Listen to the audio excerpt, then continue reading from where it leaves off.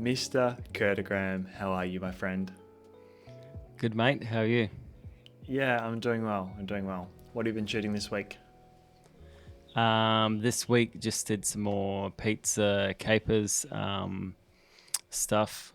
We did a recent range. It was an Inferno range where there was a bunch of chilies pretty much on each pizza, and there was just a bunch of different ones. So they decided to have another addition to that range. So it was just kind of one pickup pizza today with just a bunch of different assets. So, for socials, for web, and then some video stuff for YouTube as well. So that's kind of what's been on the cards this week. What else? I don't know. What day are we at? Where are we? What's the date? Tuesday? It's only Tuesday, it feels like.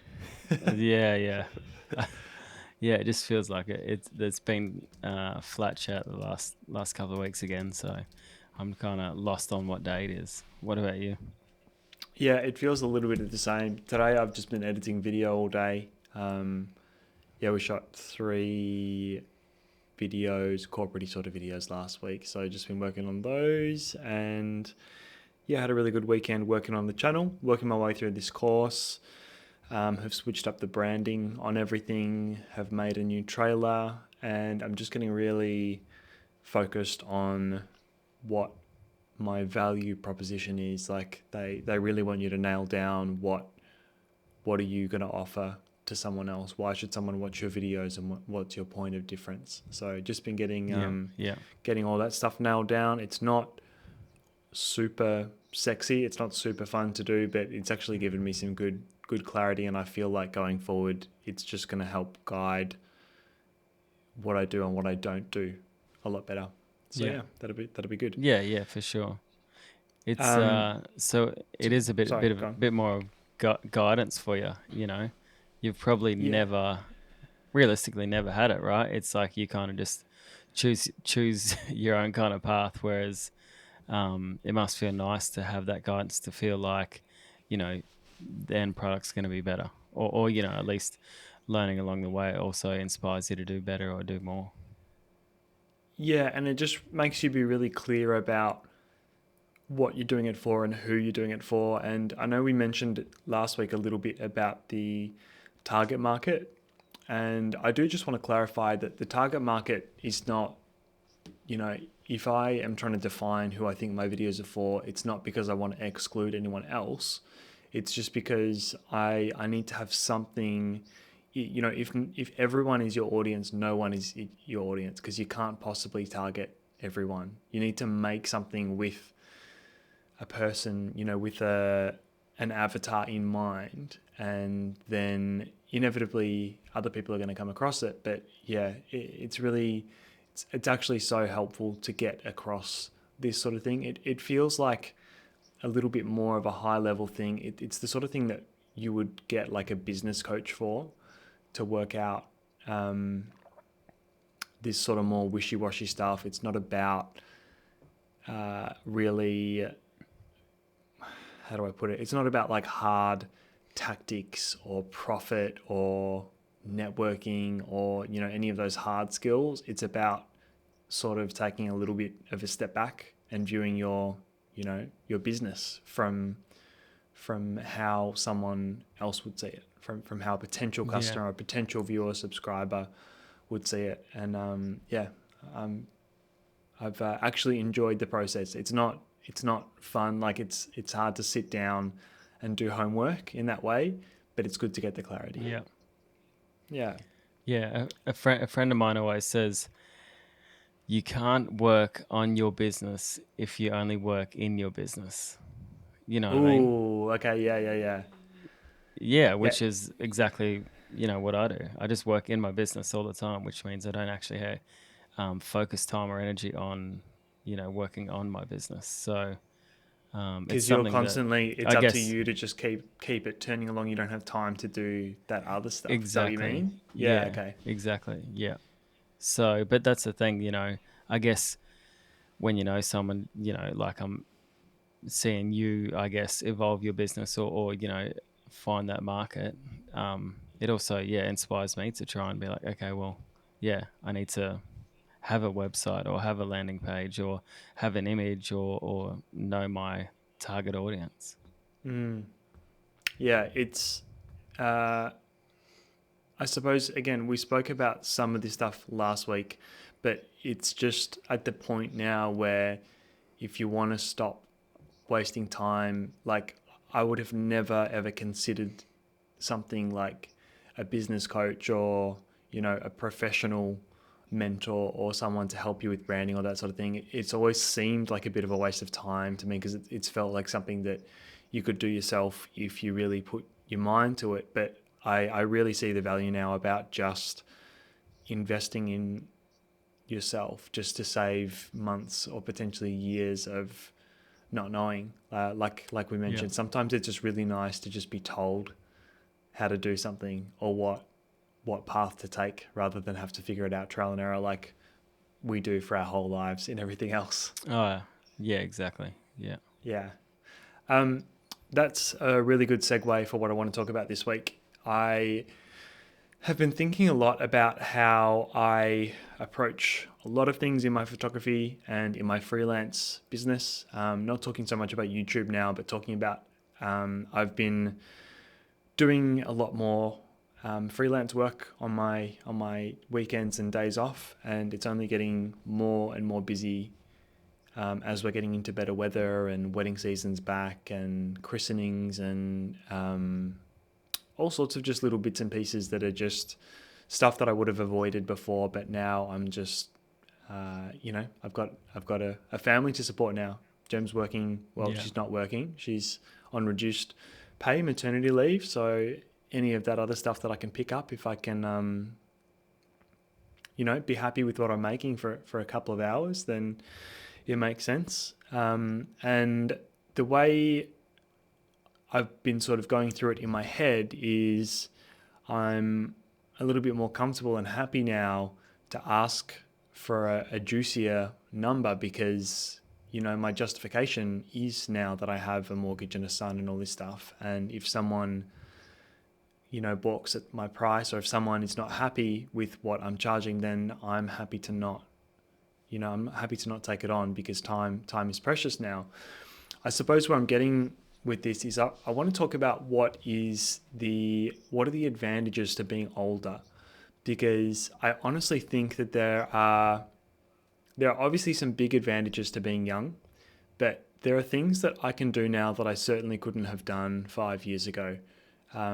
Whether it's just that my friends and clients and acquaintances are now a little bit older as well and they have a little bit more money to spend, or whether it's that I am perceived by my friends and clients and acquaintances as just older and wiser and more skilled and more valuable. I want to talk a little bit about this sort of thing, if you get where I'm going. So I was going to start. I'm really curious to know, for my own curiosity about you. I'm curious to know when it started being a lucrative. How long ago, how far into your career did it start being a really, um, you know, profitable business and a good living for you? Yeah.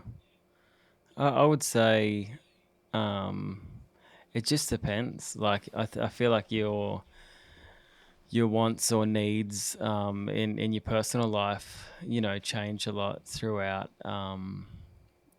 your career. I guess for me, a lot of the money I probably earned in my earlier times was spent realistically on band gear.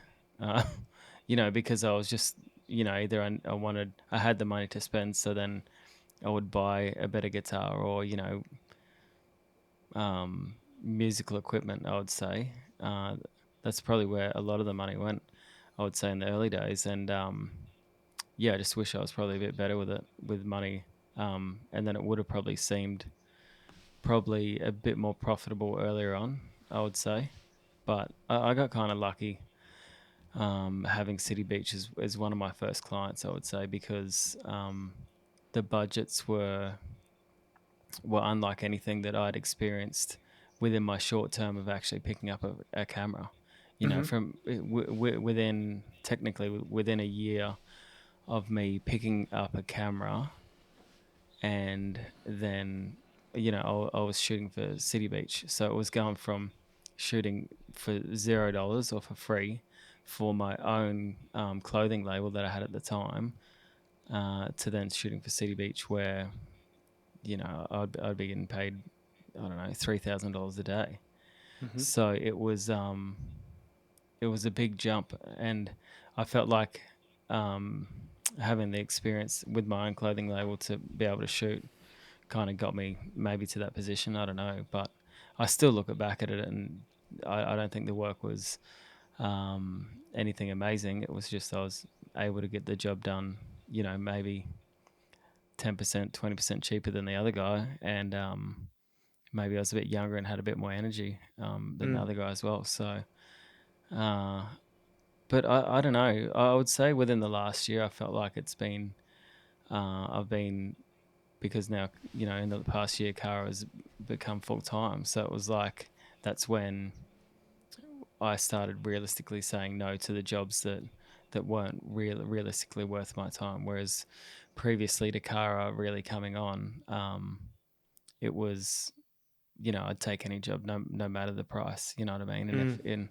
if people wanted a cheaper rate, I'd always, bargain or barter with them, or accept the cheaper rate. So at the moment, you know, that's not really the case, because I kind of value my time over money at the moment. So it's like, if the job kind of just doesn't pay the rate that um that I want, or then I guess the job, yeah, just doesn't happen for me. It'll just go somewhere else. Yeah. And again, if someone is looking for something that either I don't really specialize in, or it's something that I know that someone else will do for that rate, or then I'll just recommend it to someone else, because everyone's at different stages in their career, or even their abilities, So, not saying that anything is below me, because I still I still do events, which technically isn't my favorite type of gig. Mm. But if you Totally, totally. if I'm happy to be there, and there's nothing in the calendar, well then I guess it's when you accept, you know, if you're still making money and you're technically not doing anything else, well then you're pretty happy to put money in your pocket, especially with events and stuff. It isn't a huge amount of, you know, high level editing or retouching. It's usually just a grade, and they're happy to have the images back, within that 24 hours. So if there's jobs like that, I think they're also pretty valuable as well, to keep that cash flow up. So, you don't have to take every job that's a $3,000 job. It can be quite beneficial to do a couple of smaller $300, $500 jobs, where you're actually just keeping that cash flow. And if you can export it and get it out within 24 hours, like, it's also a big relief. And then, it's a fairly fast transaction, which also is good, I feel sometimes.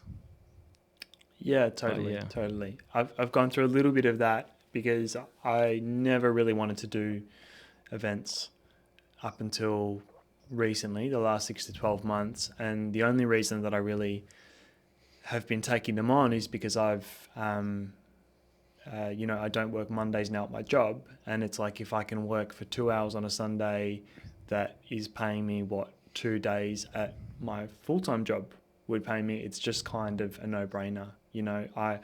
I'm now old enough and confident enough to just wear a big smile and work a crowd. I mean, let's be honest, that's what an event is. It's just Yeah, being a exactly. people person for a couple of hours, and Yeah. sort of, it is showing off a little bit. It's kind of, you have to be a bit of a personality. You're not just a technician. Yeah.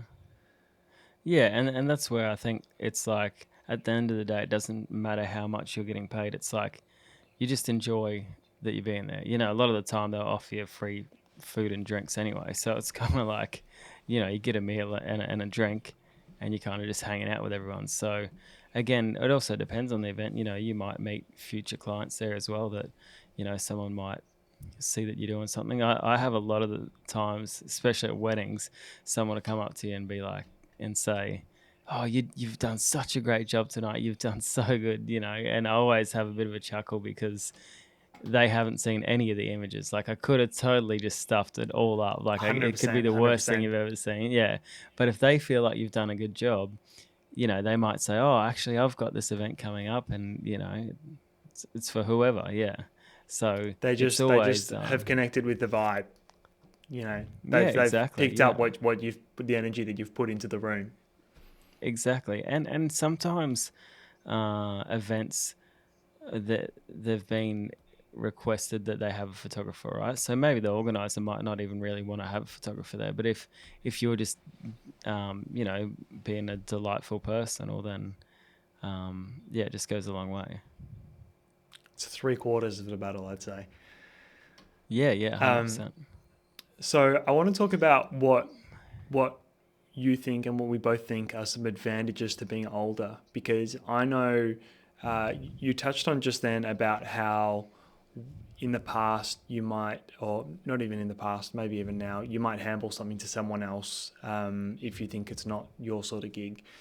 I know I've been guilty of this a lot in the past, and not necessarily for the right reasons, not because I didn't think it was my sort of gig, but sometimes, especially a couple of years ago, I'm back. I feel like I'm with it a bit more now, but I was just scared of taking on jobs, so I would handball Yeah, them, okay. or I would be scared to put together a quote, and I would just handball it to Yeah. someone else. And the truth is, it hurts more than you realize at first, because it's not just that job that you're missing out on. Like you said, you might do that job that might lead to 5 other jobs with that client, or expose you to someone else that leads you to another client Yeah, and more exactly. work with them. I know you're really good at, hopefully you're better now, but I know you've been really good in the past and just not saying no and just making it happen. When you come to Melbourne, you Yeah. come to shoot two or Yeah. three things and you end up shooting 7. And Yeah. pros and cons, you have a psycho week, but also, like, I'm pretty sure you picked up, for example, like some of the Adidas stuff you picked up last Yeah, time. You've now been yeah, booked again exactly. to do it, to come down and do it. So Yeah.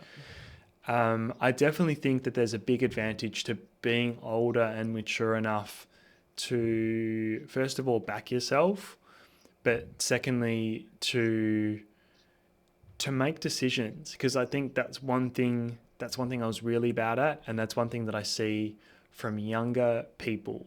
They always hedge their bets, and on set or with a client, they're just too afraid to make a decision and stick by it for fear that someone else is going to put the blame on them for something. When you're on a big set and there's 3 different marketing, PR, there's all these different people looking over your shoulder, and no one wants to decide, because if you decide, then if the client is not happy with the result, then it's on you. Yeah. Do you know what I'm talking about? Yeah. I Yeah. Yeah. I feel confident enough in my abilities now to, in that situation, trust my gut a little bit more and Yeah. just, back myself, basically, which I definitely couldn't have done 5 years ago. No, definitely not. And I feel like that is a confidence with experience thing, because it's also understanding, like, you know, with age, I guess, comes experience.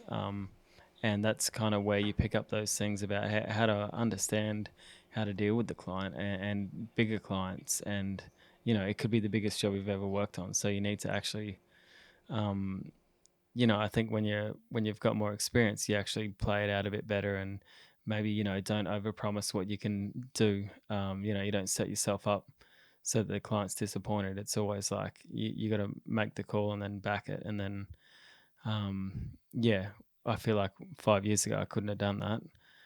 It would have been more trying to understand what the client wanted. But now, I guess working with multiple different clients, you learn how to deal with those situations. It's also just something as little as just when you first walk into a room and meet a new client, or you walk onto a set and meet the people on the set. It's as something as little as the way, the impression that you make on someone, and the confidence that you make. I just know I would have, even just a couple of years ago, I would have felt like the most inexperienced, or the most quiet, or polite or timid person in the room, when I didn't necessarily have to be. Because I think, talk about energy and people picking up on your energy. I just think that comes across so clearly if someone is meek and feels like they don't belong there. Like, obviously, people say fake it till you make it, whatever. And to a degree, I think it is kind of true, because if the vibe that you're putting out on set is that you feel like you don't belong, then you probably don't belong. Because chances are, if there's a big experienced crew, you're just going to stick out like a sore thumb. Oh yeah, yeah, and that's even the thing that I feel like at the moment, because I'm trying to pivot myself into that next kind of I don't even know. It's not even a tier bracket. It's maybe just a little bit different industry. Yeah, the fear is now like I'm in the early stages of that, and I don't want to stick out like a sore thumb. So Mm. that's going to take some experience as well, because I feel like TVCs and big advertising jobs are, just the next level. So yeah, it's just trying to understand how to be on that level, and then how to not even impress the client, but yeah, just you know prove you're meant to be there. But also, I think it definitely shows a certain maturity and a certain self assuredness, that you are even putting yourself in those situations. You're not just getting the call up to be Yeah, the yeah, fifth assistant on some catalog shoot. You're yeah, actually, yeah, it might not feel like it, but you're actually in the arena. You're playing with the big boys, and it's yeah, new to you, so exactly. maybe it's a bit uncomfortable. But that takes a certain amount of maturity, and I'm sure a couple of years ago you probably wouldn't have thought of playing that No, role. yeah, and I think you're right. Even a couple of years ago, it would have been just handballed to someone else who I knew that was a you know daily thing. I think, um, and that's the thing. I probably took on a big project. It was maybe 2 years ago, and I actually engaged with an agency to actually get on board, but for them to run the whole project, but for me just to do the photography, because at that time it was definitely way over my head. The client was asking for things that some things that I'd never really dealt with before, or um, had the ability to, I guess, do, and that's all the minor things that aren't even photography related, whether it's like, you know, being a producer for the shoot, or, arranging, stylists, hair and makeup, models, all that stuff. It was all kind of out of my league, and I wouldn't even known who to contact back then, so, um, so you're right, even that's only 2 years ago. So it was younger, and also less experience to, 2 years on.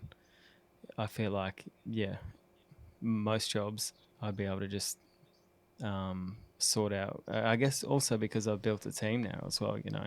You can't do everything yourself, even though that's what everyone thinks you do, or that might be like your goal is to do it all. But one man project or one person project actually sucks. you know. That's So really interesting that you say that. I actually heard a quote today. This was actually comparing film work to photography work. Um, just speaking generally, obviously it's not the case every time, but the person was saying how the film industry seems like a team sport, but photography often seems like more of a solo mission. Yeah, Um, 100%. Obviously not in the sort of commercial space because, yeah, like you said, as budgets get up, you end up with an assistant and a stylist and hair and makeup and all this and all that. But for the most part, photography is sort of something that you can sort of get away with doing on your own or just with one assistant Yeah, or something. Whereas you think of like a film crew, think of how many roles there are on a film set, or even just yeah, for TVC, for a 15-second ad, like how many people, there might be yeah, 20 people. What do you reckon on a set like that? yeah, yeah, yeah. It just depends. I think we're shooting a TVC in a couple of weeks, and there'll be 12 people on site for a 15-second TVC. Yeah, Yeah, and like that's probably not many people, compared to, yeah. It just depends on the job again, but yeah, it's like I'm getting a lighting guy, a gaffer, assistant, hair and makeup, stylist, food stylist. Um, the client will be there, the art director from the agency, the account manager from the agency. Like, yeah, it's crazy. It's there's so many people to that's why if when you see a billboard or you see a commercial or whatever, you just really have to appreciate what went into it. Like yeah, you actually don't.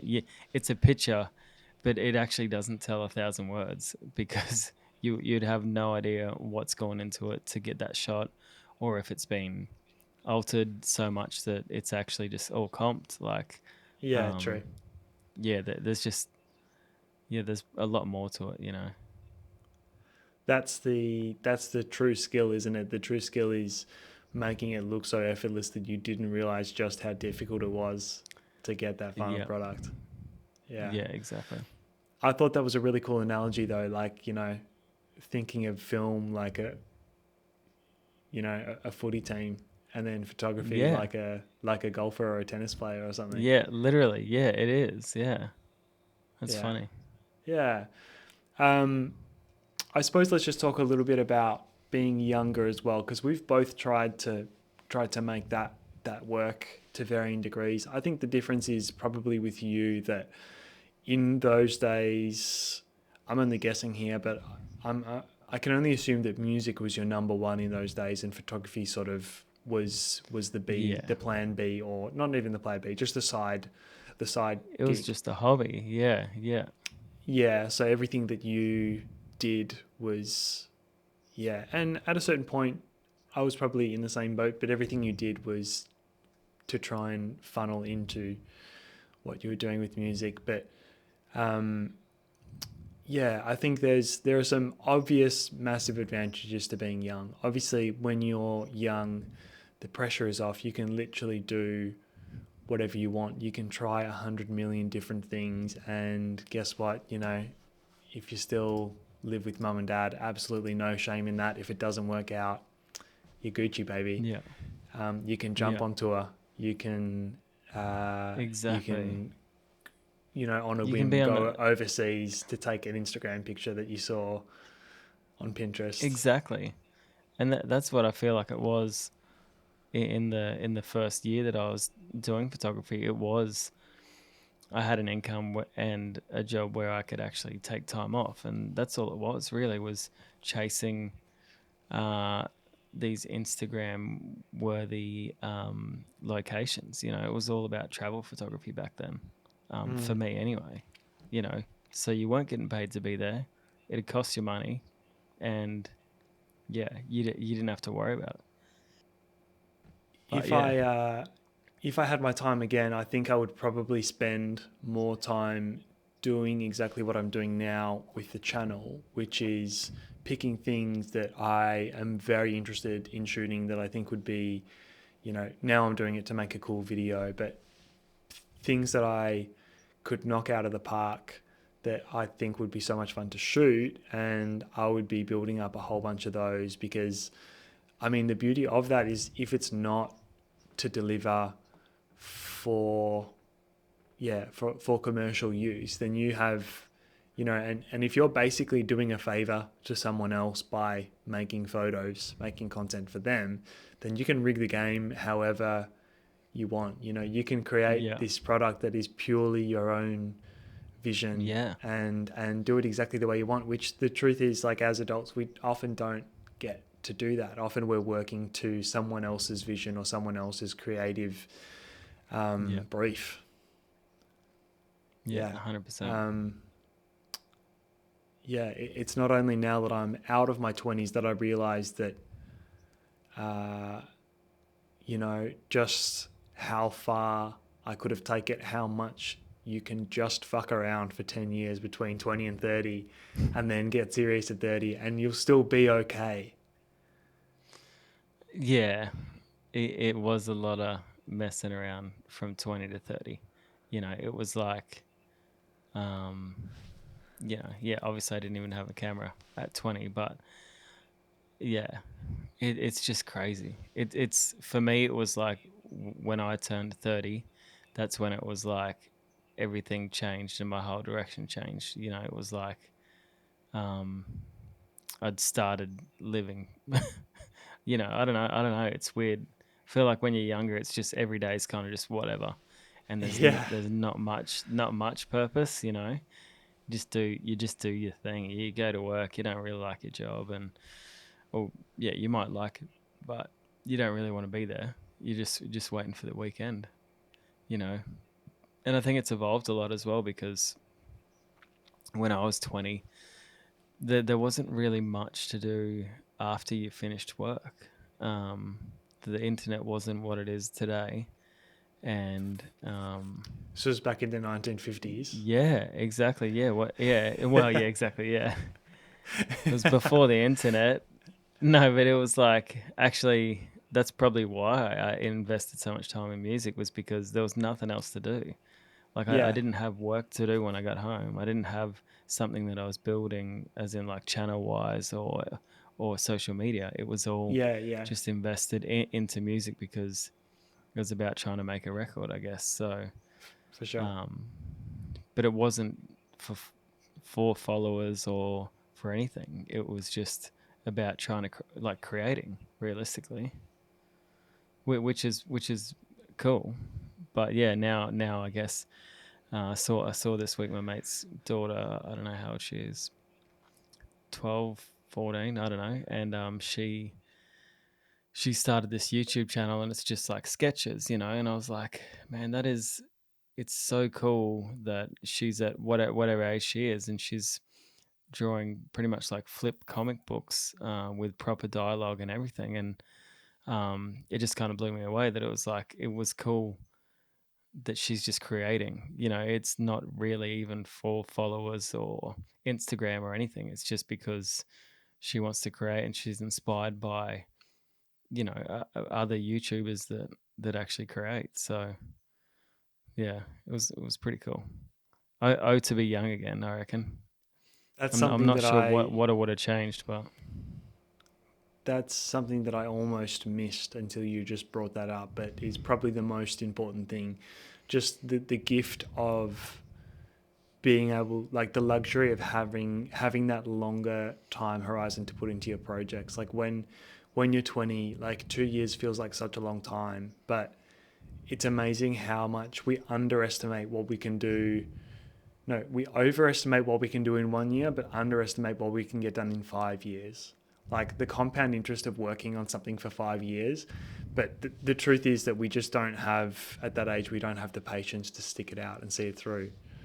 Um, yeah, I'm sure I've mentioned it before on the channel somewhere, but I actually started my YouTube channel in 2010.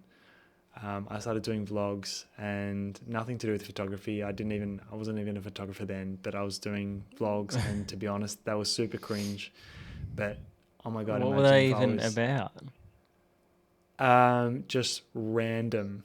I was doing random vlogs. For anyone who's like a proper OG YouTuber, I was trying to be Mitchell Davis, who at the time was like one of the biggest, like, uh, vlogging wasn't even a term back then. I'm pretty sure it was just No, like, no. yeah. Um, 12 years ago. That's when I actually started the channel. And in a few months, I grew to 500 subscribers, which at the time was a very big deal. And some guys at my school found the videos and started to post them and poke fun at them, and I just lost the stomach for it. And it's such a shame. I should have just like said, fuck it. I'm enjoying it. Yeah, Having yeah, fun. exactly. Like I should have just stuck it out. Like I said, you just underestimate so much of what you can do in a slightly longer time horizon. No joke. And there's 100 million reasons that I would have quit and fallen off, I'm sure. It's easy to say, imagine if I had kept going. But if I had have kept going as a YouTuber, doing whatever since 2010, I'd have 1 million subscribers by now. Because who was doing it then? No one was doing it. No one, exactly. No one even knew how to work. I just had a little compact camera, a little mum camera. I promise I'm not saying that to blow smoke up my own ass. I'm just saying, like, just imagine how powerful it would be to have that sense of patience as a young person. Yeah. Yeah, no matter 100%. What you're doing. Tool of the week. My tool of the week this week is I just got some of these. They're super old school, but they're just like a real classic monitoring headphones. Sony MDR 7506. They're just like a classic recording studio monitoring headphone. What are they called? Closed back or open back? I can't remember which one it is. Well, it just depends, which type. But they might be a closed back, I'd say. It's it's just not meant just to real block out. neutral, kind of like referencing. Nothing fancy about them, but they're just, as far as I know, they've been the gold standard for podcasters forever. And I think just for recording music as well, I think most recording studios used to have these in them. Yeah, that's my tool of the week. All right, we'll leave it there. Thank you, mate, once again for joining me. I really appreciate it. No, it's good. As always, if you'd like to support the show, the best way to do so is by leaving a big fat thumbs up down below, a thoughtful comment if you wish to do so, subscribe if you haven't already, and we'll see you in the next one. Cheers.